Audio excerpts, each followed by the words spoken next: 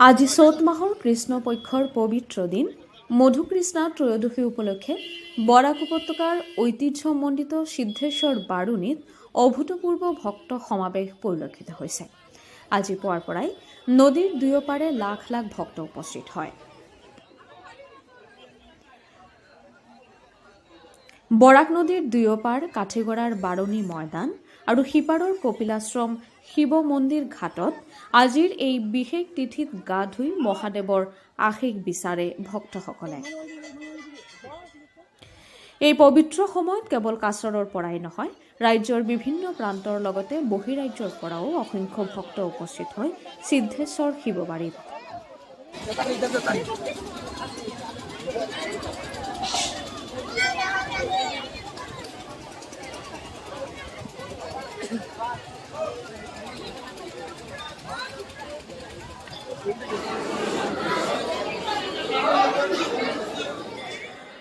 বাৰুণীৰ দৰে পবিত্ৰ স্থানত অংশগ্ৰহণ কৰিবলৈ উত্তৰ পূব ভাৰতৰ বিভিন্ন প্ৰান্তৰ পৰা সাধু সন্তৰ উপস্থিতি আছিল এক অনন্য দৃশ্য। বহু ভক্তই পূৰ্বপুৰুষক পিণ্ডদান তৰ্পণ আগবঢ়ায়। বৰাকৰ লগতে চুবুৰীয়া ৰাজ্য মেঘালয়, ত্ৰিপুৰা, মণিপুৰৰ পৰাও হাজাৰ হাজাৰ ভক্ত এই মেলাত অংশগ্ৰহণ কৰে।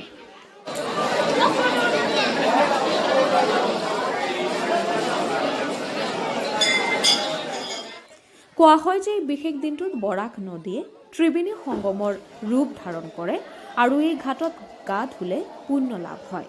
সেই বিশ্বাসেৰে প্ৰতি বছৰৰ দৰে সিদ্ধেশ্বৰ শিৱ মন্দিৰৰ গাতে লাগি থকা অঞ্চলটোত বৃহৎ সংখ্যক ভক্তৰ সমাগম ঘটে।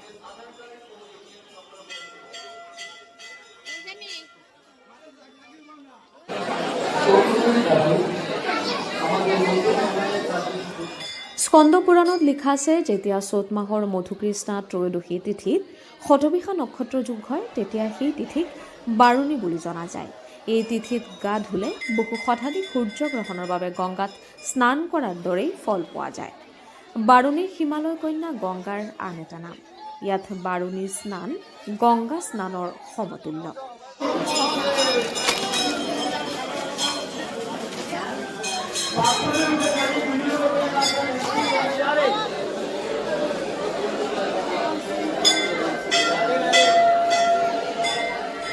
ভক্তবৃন্দ তো অগণিত ভক্তবৃন্দ। সর্বপ্রথমে আমি যে সকল ভক্তবৃন্দ আমাদের এই মন্দিরে এসেছেন এবং আসছেন তাদের সবাইকে অভিনন্দন এবং শুভেচ্ছা জ্ঞাপন করছি। এখন পর্যন্ত 50,000 দর্শনার্থীর স্নানাদি কার্য সম্পন্ন হয়েছে। আমরা যারা আমাদের এই মন্দিরে এসেছেন তাদের সুবিধার্থে যে সকল ব্যবস্থা করা প্রয়োজন আমরা সবই করেছি। ল অ্যান্ড অর্ডার মেনটেনের জন্য পুলিশ প্রশাসন আছে। তারপর নদীতে স্নান করবেন যাতে কোনো দুর্ঘটনা না ঘটে তার জন্য SDRF টিম আছে। তারপর মেডিকেল টিম আছে, পানীয় জলের ব্যবস্থা আছে। তারপর আমরা অজস্র ভলেন্টিয়ারকে নিয়োগ করি। মার্চ আজকে ভোর 5:25 থেকে শতবিশা নক্ষত্রের যুগ, মধুকৃষ্ণা ত্রয়োদশীতে শতবিশা নক্ষত্রের যুগ 5:15 আরম্ভ হয়েছে এবং থাকবে 8:09 পর্যন্ত। আমাদের মনে, আমরা হিন্দু সনাতনী, গতিকে আমাদের শ্রদ্ধা, বিশ্বাস এবং সমর্পণের ভাবধারা নিয়ে চলি আমরা। গতিকে আমাদের এই বিশ্বাস যে আজকে যদি আমরা বরাকের জলে স্নান করি এই সময়ের মধ্যে 8:25 থেকে 8:09 মধ্যে, তাহলে পরে গঙ্গা স্নান করলে পরেই যে পুণ্য অর্জন করা যায় সেই একই পুণ্য আমরা এই বরাক নদীর জলে স্নান করেও আমরা সম পরিমাণ পুণ্য অর্জন করতে পারবো। এটা তো মিনি কুম্ভই। কুম্ভ মেলাতে সারা ভারতবর্ষের অজস্র লোক আসে পুণ্যার্জনের জন্য।